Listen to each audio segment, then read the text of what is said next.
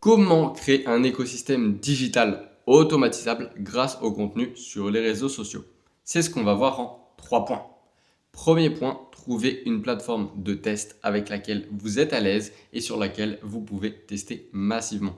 J'insiste sur le mot massivement et on verra les critères qui vont vous permettre de trouver cette fameuse plateforme. Deuxième point, trouvez la plateforme qui sera votre CV, votre boutique, votre vitrine. On en parle également après.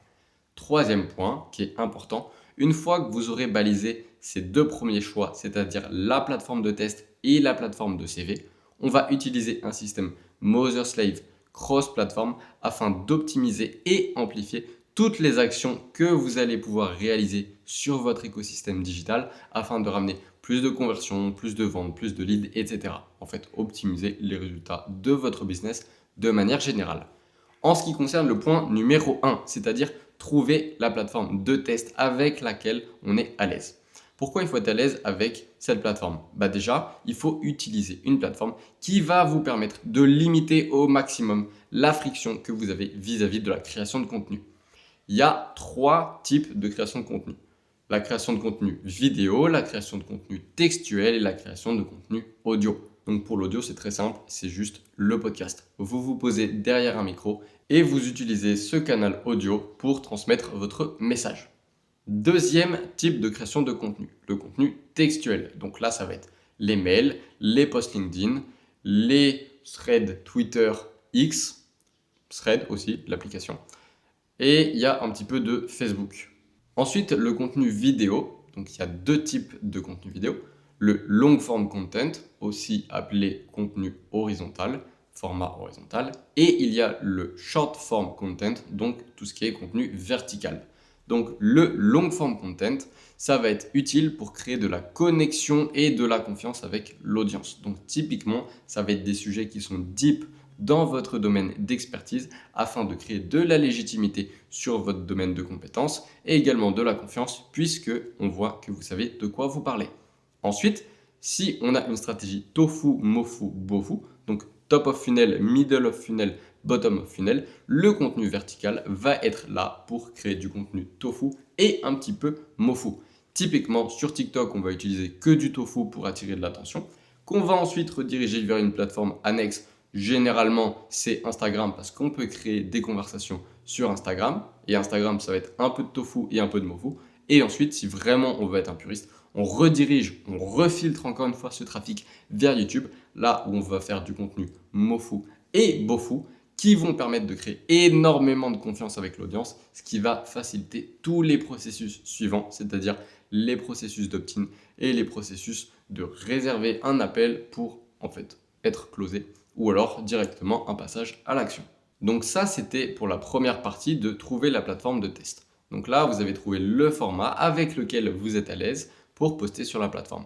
Le deuxième critère qu'il va falloir utiliser pour cette fameuse plateforme de test, c'est est-ce que vous pouvez faire du test massif dessus ou pas. Exemple, entre TikTok et Instagram, le choix, il est assez simple en termes de test. Sur TikTok et Instagram, le contenu est similaire, c'est-à-dire je poste des réels pour avoir un maximum de traction. Je ne vais pas parler des stories, je ne vais pas parler des posts, c'est une autre stratégie. Mais en ce qui concerne les réels, il y a entre TikTok et Instagram 99% de similitudes. Maintenant, est-ce que vous allez utiliser Instagram ou TikTok pour faire des tests? Ce que je dis à mes clients, c'est qu'on utilise TikTok pour faire des tests. Parce que, l'algorithme de TikTok va vous permettre de tester massivement sans avoir de pénalité vis-à-vis de ce fameux algorithme. Algorithme qui d'ailleurs, personne ne le connaît parce qu'en fait on n'a jamais vu une ligne de code. Donc les experts qui vous disent moi je connais ce hack pour utiliser l'algorithme et faire en sorte que tu aies plein de vues, c'est faux parce qu'on n'a jamais vu une ligne de code. Fin de l'aparté.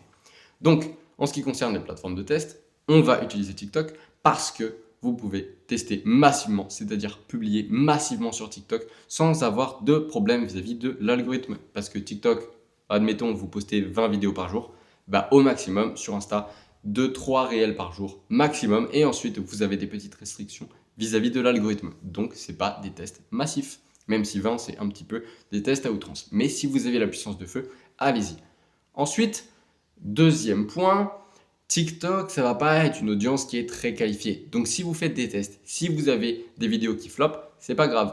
Alors que si vous avez des vidéos TikTok qui flopent sur votre Instagram, ça va être plus problématique. Et c'est pour ça que maintenant, on va parler de la plateforme CV à choisir. La plateforme CV ou la plateforme vitrine/boutique, c'est la plateforme sur laquelle vous allez pouvoir montrer votre expertise, montrer votre légitimité et créer votre personal brand. Donc là, on ne va pas utiliser TikTok parce que TikTok, c'est typiquement du top of funnel et c'est une très mauvaise plateforme pour la conversion puisque l'audience n'est pas qualifiée. En revanche, YouTube ou Instagram sont des bonnes plateformes pour être des plateformes CV. Pourquoi? Instagram, vous allez pouvoir connecter avec les posts, les réels et les stories, puis les DM avec votre audience. YouTube, vous allez pouvoir utiliser un petit peu les posts, les playlists, ça c'est une stratégie dont je parlerai dans la Flywheel VSL. Et ensuite, vous allez aussi pouvoir faire des vidéos qui sont longues, donc qui vont permettre de créer un lien plus profond avec l'audience. Sur TikTok, ça ne va pas être aussi facile de créer une audience aussi forte que sur Instagram pour les raisons suivantes. L'audience n'est pas qualifiée et Instagram est beaucoup plus ancien que TikTok, l'audience est plus mature et il y a plus de fonctionnalités pour dialoguer avec l'audience. Typiquement, les DM sur Instagram, les gens répondent. Sur TikTok, c'est beaucoup plus rare.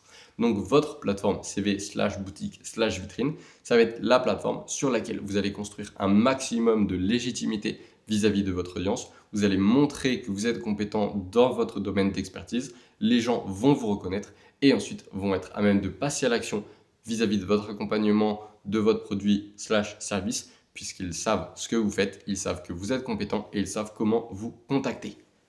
TikTok, encore une fois, c'est pas optimal. On réserve ça pour les tests. Instagram, c'est le mieux puisqu'il y a directement une messagerie intégrée, c'est-à-dire les DM. YouTube, c'est pas incroyable pour la prise de contact étant donné que l'interaction en DM, en fait, elle est inexistante, c'est juste les commentaires.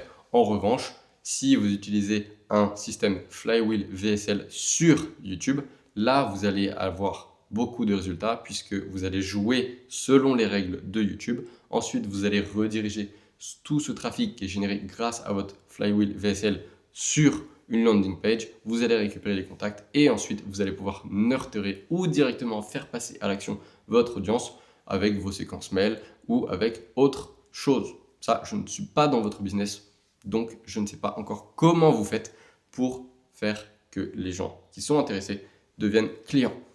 Ensuite, il y avait un troisième point, comment on va mettre tout ce système sous testostérone avec du Mother Slave cross-platform. Alors déjà, il faut comprendre qu'on ne va pas passer sur ces stratégies avancées si on n'a pas verrouillé les 2 points précédents. C'est-à-dire qu'il va falloir trouver une plateforme de test et il va falloir faire sa plateforme CV. Et une fois qu'on a ces 2 plateformes-là, on a déjà un petit écosystème qui se parle puisqu'on teste sur la plateforme de test et ensuite on va redupliquer ce qui fonctionne déjà sur la plateforme CV. Comme ça, on a une plateforme CV qui est épurée, il n'y a pas de flop, il n'y a que des choses qui sont extrêmement qualitatives et les gens savent de quoi on parle et ils peuvent avoir confiance en vous. Donc, une fois que vous avez ce petit écosystème-là, vous allez le mettre sous testostérone. Mais on le met sous testostérone que si cet écosystème-là fonctionne déjà. Ça ne sert à rien d'avoir 100 vidéos qui vont être postées par jour si ces 100 vidéos ne sont pas bénéfiques à votre business. C'est-à-dire que si vous êtes mauvais et qu'on poste ces vidéos dans laquelle vous êtes mauvais et on en poste 100, en fait vous êtes 100 fois plus mauvais, 100 fois plus de personnes savent que vous êtes mauvais et c'est pas bon.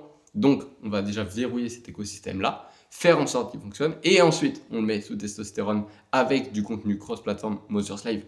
Donc Mother Slave cross-platform, est-ce que j'en parle maintenant? Non, parce que j'ai déjà fait une vidéo à ce sujet. Et en fait, généralement, le Mother Slave, c'est un compte Mother sur lequel il y a tout un embranchement de comptes Slave qui vont ramener vers ce compte Mother. Et donc là, ça va vous permettre d'avoir plus de sécurité sur votre Mother puisqu'il n'est pas sujet au ban, à critiques, etc. Et ensuite, le cross-platform, ça va être comment optimiser les contenus entre les différentes plateformes avec le respect des codes de chaque plateforme pour avoir un maximum de visibilité en recyclant un contenu. Et typiquement, on recycle le contenu de la plateforme CV sur les comptes Slave qui redirigent ensuite sur le compte Mother / le compte CV. Et là, on a un système Flywheel. Pourquoi? Parce que le contenu du compte Mother qui a été testé via le contenu de la plateforme test, donc c'est un contenu qui marche déjà, on va le réutiliser et le ré-uploader sur les comptes Slave.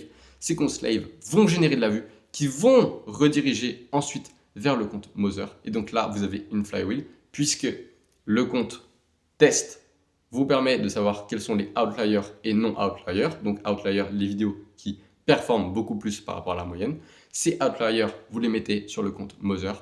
Le compte Moser, ça pète aussi, logique, parce que ce qui pète sur une plateforme, généralement pète aussi sur une autre plateforme, si les codes sont similaires. TikTok, Instagram, c'est bon. Si ça pète sur TikTok, ça pètera sur Instagram. 95% des cas, ça pète sur Instagram. Ensuite, ce contenu-là, comme il a aussi pété sur Instagram, vous le prenez. Vous le faites passer dans une moulinette IA, automatisation, etc. qu'on peut mettre en place pour vous. Vous le republiez, encore une fois, avec de l'intelligence artificielle et des automatisations sur vos comptes Slave. Sur ces comptes Slave, ce contenu génère de la vue. Vous redirigez ensuite ce trafic vers le compte Moser, donc le compte CV. Et donc là, la boucle est bouclée.